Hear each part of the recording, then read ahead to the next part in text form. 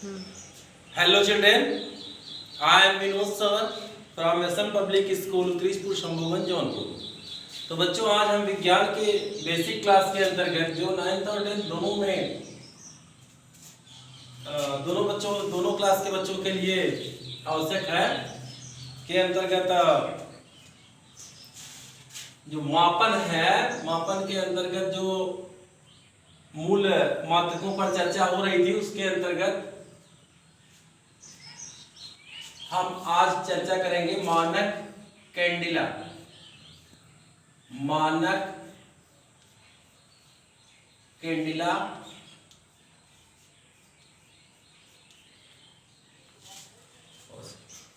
मानक कैंडिला और मानक मूल से दो मात्रक बचे थे, तो इसके अंतर्गत अब हम देखते हैं मानक कैंडिला।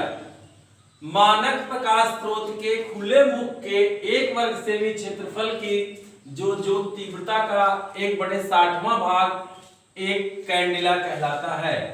मानक प्रकाश स्रोत के खुले मुख के 1 वर्ग सेमी जो एरिया होती है, मानक प्रकाश स्रोत का जो खुला हुआ मुख है जिससे प्रकाश आता है, तो उसकी जो तीव्रता होती है उसका 1/60वां भाग एक कैंडिला कहलाता है। यह है एक मूल मात्रक मानक कैंडिला। ज्योति तीव्रता का जो मात्रक है मानक कैंडिला, ये उसकी डिफिनेशन आप नोट कर लो।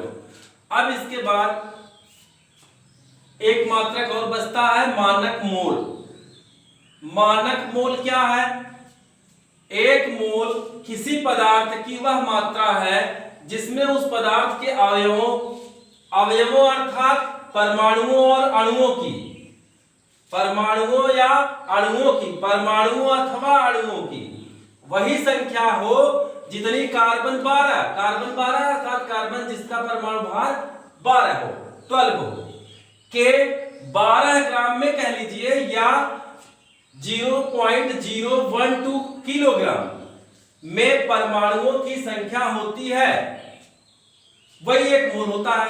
एक मोल किसी पदार्थ की वह मात्रा है जिसमें उस पदार्थ के अवयवों अर्थात अणुओं और परमाणुओं की संख्या वही हो जो कार्बन के 12 ग्राम में परमाणुओं की संख्या होती है, उसे हम एक मोल कहते हैं। एक मोल को हम आवोगाद्रो संख्या से भी निरूपित करते हैं। एक मोल को आवोगाद्रो संख्या से भी निरूपित करते हैं जिसका मान था 6.022 × 10⁻23 कण, चाहे वो परमाणु हो तो कितने परमाणु, 6.022 × 10⁻23 परमाणु या 6.022 × 10⁻23 अणु, चाहे कोई भी संख्या। जैसे आप दर्जन, कोई भी दर्जन, जैसे 1 दर्जन केले कहते हैं ना आप, तो 1 दर्जन केले में 12 केले, 1 दर्जन आलू में 12 आलू, 1 दर्जन कॉपी में 12 कॉपियां, 1 दर्जन पेन में 12 पेने। तो इस तरह से जैसे दर्जन को आप कहते हैं, इसी तरह से एक मोल भी होता है। एक मोल में जो कणों की संख्या होती है वो 6.022 × 10⁻23 इतने कण होते हैं। अब अगर हम परमाणुओं के संदर्भ में लेंगे तो इतने परमाणु, और वो कार्बन 12, तो किसी पदार्थ का जो एक मोल होता है, जब आप रसायन विज्ञान पढ़ेंगे तब उसमें आप देखेंगे कि एक मोल जो होगा वो उसके अणुभार के बराबर होगा, उतने ग्राम के बराबर होगा। तो उसमें जो कणों की संख्या होगी, परमाणुओं की संख्या होगी, अणुओं की संख्या होगी, वो 6.0223 × 10⁻23। तो अगर आप चाहें तो आवोगाद्रो संख्या की भी डिफिनेशन लिख सकते हैं। ये मूल मात्रक में नहीं है, आवोगाद्रो संख्या, अभी हमने आवोगाद्रो संख्या की चर्चा की जिसका संबंध मोल से है।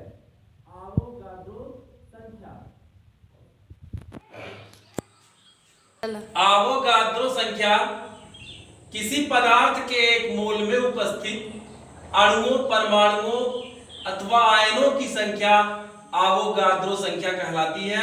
इसे हम यहां से प्रदर्शित करते हैं। अभी थोड़ी देर पहले हमने बताया था आपको कि एक मोल में जितने कण उपस्थित होते हैं उसकी संख्या 6.022 × 10⁻23। तो ये संख्या जो है यही आवोगाद्रो संख्या है। अर्थात एक मोल पदार्थ में उस पदार्थ के कितने कण होंगे? 6.022 × 10⁻23। जैसे 1 मोल कार्बन में 6.022 गुणे 10⁻23, 1 मोल ऑक्सीजन में, 1 मोल हाइड्रोजन में, एक किसी भी पदार्थ पे, तो 1 मोल का तात्पर्य हुआ 6.022 गुणे 10⁻23। इसे हम अवोगाद्रो संख्या से निरूपित करते हैं। अब आगे बच्चों हम बात करेंगे, व्युत्पन्न राशियां। व्युत्पन्न राशियां क्या हैं? मूल राशियों से उत्पन्न मात्रकों को, मूल राशियों से उत्पन्न राशियों को हम व्युत्पन्न राशियां कहते हैं। ये राशियां स्वतंत्र नहीं होती, इन्हें परस्पर एक दूसरे से संबंधित किया जा सकता है। और ये जो व्युत्पन्न राशियां होती हैं ये मूल राशियों की सहायता से उत्पन्न होती हैं। जैसे हम एक राशि ले लेते हैं चाल, तो चाल जो है किससे संबंधित है? चाल संबंधित है दूरी से और समय से। तो चाल का तो ये चाल जो है व्युत्पन्न राशि है। क्यों? क्योंकि चाल दूरी और समय पे डिपेंड है। चाल बराबर दूरी बटे समय हम कहते हैं, तो चाल बराबर दूरी बटे समय, तो चाल दूरी ये मूल राशि है, समय भी मूल राशि है। तो दो मूल राशियां दूरी और समय पे डिपेंड है, पे निर्भर है चाल, यानी चाल बराबर दूरी बटे समय। तो चाल क्या हो गया? चाल हो गई व्युत्पन्न राशि। त्वरण है वेग परिवर्तन, त्वरण है वेग परिवर्तन बटे समय अंतराल। वेग परिवर्तन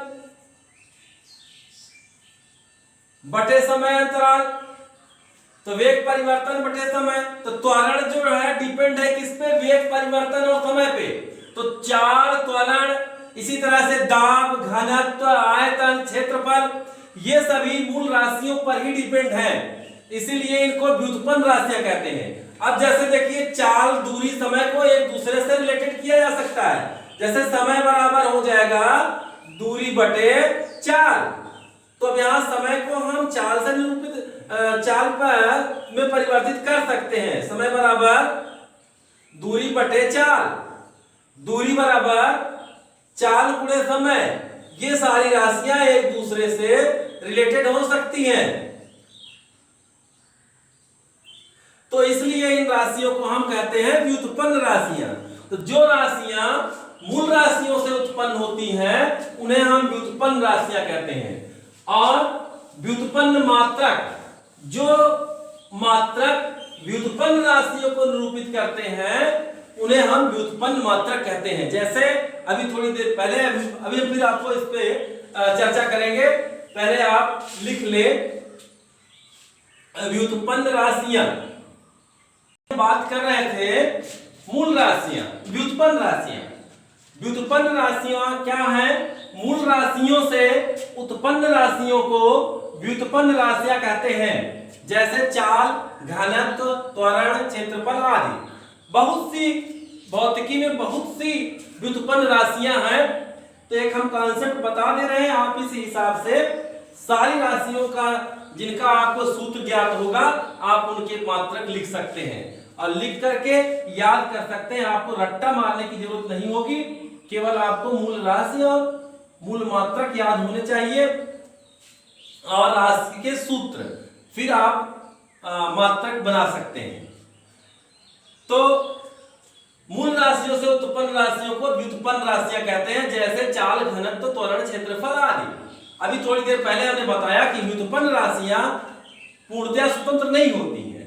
इनको व्यक्त करने के लिए एक या एक से अधिक मूल राशियां चाहिए ही चाहिए। अब और व्युत्पन्न राशियों को एक दूसरे से संबंधित भी किया जा सकता है, रिलेटेड भी किया जा सकता है। अभी हमने आपको थोड़ी देर पहले समझाया था। इसके बाद है व्युत्पन्न मात्रक। व्युत्पन्न राशियों को व्यक्त करने वाले मात्रकों को या निरूपित करने वाले मात्रकों को व्युत्पन्न मात्रक कहते हैं। यानी व्युत्पन्न राशियों को जिन मात्रकों से हम व्यक्त करते हैं उन्हीं मात्रकों को हम व्युत्पन्न मात्रक कहते हैं। जैसे राशि, सूत्र, मात्रक। राशि में पहला है चाल। चाल बराबर दूरी बटे समय बराबर, अच्छा चाल संबंधित है किससे? दूरी और समय से। तो दूरी का मूल मात्रक बेटा क्या होता है? मीटर, बटे समय का मात्रक सेकंड, इसलिए इसे मीटर बटे सेकंड न कह करके मीटर प्रति सेकंड कहते हैं। और इसको एक तरीके से और निरूपित कर सकते हैं, मीटर घातांक में आप पढ़े होंगे, जब किसी घात की राशि का व्युत्क्रम करते हैं तो घातों के चिन्ह बदल जाते हैं। तो इसे हम मीटर, अगर इसको ऑब्लिक नहीं बटे नहीं लिखना है तो मीटर सेकंड पावर -1, यानी इसको ऐसे मीटर सेकंड पावर -1। अब देखिए यहां घनत्व का है, घनत्व बराबर होता है द्रव्यमान बटे आयतन। तो घनत्व का मात्रक जब निरूपित करेंगे तो द्रव्यमान का मात्रक बटे आयतन, इसे ग्राम प्रति घन सेमी, क्योंकि आयतन का मात्रक घन सेमी होता है और द्रव्यमान का मात्रक ग्राम है, तो ग्राम प्रति घन सेमी। अगर इसको हम किलोग्राम से निरूपित करें और आयतन को मीटर में ले तो किलोग्राम प्रति घन मीटर या ग्राम प्रति घन सेमी। और अगर इसको हम एक साथ लिखना चाहें, इसको ऊपर ले आए आयतन के मात्रक को, तब इसे कहेंगे ग्राम घन power semi power -3, semi power -3। ऐसे भी हम इसको निरूपित कर सकते हैं। इसी तरह से अन्य मात्रक भी है, जैसे त्वरण है। हाँ, फिर क्षेत्रफल को समझ लो। क्षेत्रफल का सूत्र है लंबाई गुणे चौड़ाई। तो लंबाई गुणे चौड़ाई, तो लंबाई का भी मात्रक मीटर और चौड़ाई का भी मात्रक मीटर। तो मीटर गुणे मीटर करेंगे तो वर्ग मीटर हो जाएगा, इसको वर्ग मीटर कहते हैं। इसी तरह से आयतन का लेंगे तो लंबाई गुणे चौड़ाई गुणे ऊंचाई, तो उसका मीटर गुणे मीटर करेंगे तो घन मीटर हो जाएगा। इसी तरह से अगर हम त्वरण लेते हैं, त्वरण बराबर होता है वेग परिवर्तन बटे समय अंतराल, वेग परिवर्तन बटे समय अंतराल। तो वेग परिवर्तन अर्थात वेग का मात्रक जो होगा वो मीटर, देखो कैसे हम व्युत्पन्न करते हैं मात्रकों को, मीटर प्रति सेकंड बटे सेकंड। अब इस सेकंड को जब यहां लाएंगे तो इसमें गुणा होकर के ये हो जाएगा मीटर प्रति सेकंड स्क्वायर। मीटर पर सेकंड स्क्वायर को हम ऐसे भी लिख सकते हैं, मीटर सेकंड पावर -2, या तो ऐसे लिखिए या फिर ऐसे लिखिए, मीटर प्रति सेकंड स्क्वायर। इसी तरह से हम, अगर हमको व्युत्पन्न राशियों के सूत्र याद हैं तो हम उनके मात्रक बहुत ही आसानी से लिख सकते हैं, आपको रट्टा मारने की जरूरत नहीं है। और इसको बहुत ही ध्यान से व्युत्पन्न मात्रक को देखिए, क्योंकि बोर्ड एग्जामिनेशन में भी जब आप बोर्ड एग्जामिनेशन में बैठेंगे तो किसी एक राशि का दे देगा कि किसका मात्रक है। जैसे दे देगा कि मीटर पर सेकंड स्क्वायर किसका मात्रक है, 4 ऑप्शन दे देगा, उसमें एक ऑप्शन सही रहेगा, आपको चूज करना होगा। तो इसलिए ये बहुत ही जरूरी है। जब इंटरमीडिएट में चलेंगे तब वहां आपको जब बीमी विश्लेषण बीमी सूत्र, जो कि एक बीमी सूत्र बोर्ड एग्जामिनेशन में भी छपता है, कॉम्पिटिशन्स में भी आता है, तो इसका और विस्तृत रूप से अध्ययन करने के लिए आपको एसएन पब्लिक स्कूल आना होगा। और आप जब विद्यालय खुलेगा तो हम इसको और विस्तृत रूप में बताएंगे, क्योंकि वीडियो के माध्यम से एक टाइम का लिमिटेशन है, उससे ज्यादा डाउनलोड ही नहीं हो पाता है। तो आप इसका नोट्स बना लेना। और अब इसके बाद आगे हम आपको बताएंगे मापन की पद्धतियां, कितने सिस्टम हैं मापन के अंतरराष्ट्रीय स्तर पर जो मान्य है। तो उन पद्धतियों के बारे में हम आपको बात करेंगे। आप इसमें थोड़ा सा निर्देशित कर दे रहे हैं। ये एक है एमकेएस पद्धति, एमकेएस सिस्टम। एमकेएस सिस्टम में इसका वीडियो कल बनेगा। एमकेएस सिस्टम में होता क्या है, लंबाई को मीटर में और द्रव्यमान को किलोग्राम में और समय को सेकंड में मापते हैं, तो उसे हम एमकेएस सिस्टम शॉर्टकट में बोलते हैं। एमकेएस सिस्टम या फिर मीटर किलोग्राम सेकंड पद्धति, मीटर किलोग्राम सेकंड पद्धति। और मीटर किलोग्राम सेकंड पद्धति से इसलिए कहते हैं क्योंकि इसमें लंबाई को मीटर में, द्रव्यमान को किलोग्राम में और समय को सेकंड में मापते हैं। दूसरा पद्धति है सीजीएस सिस्टम। सीजीएस सिस्टम में क्या है इसका डिटेल हम देंगे कल आपको। सीजीएस सिस्टम में लंबाई को सेंटीमीटर में, इसको ग्राम में और समय को, द्रव्यमान को ग्राम में और समय को सेकंड में। और एक एफपीएस से ब्रिटिश पद्धति भी कहते हैं। एफपीएस सिस्टम में लंबाई को फुट में, द्रव्यमान को पाउंड में और समय को सेकंड में मापते हैं। अब इस पर चर्चा हम अगले वीडियो में करेंगे।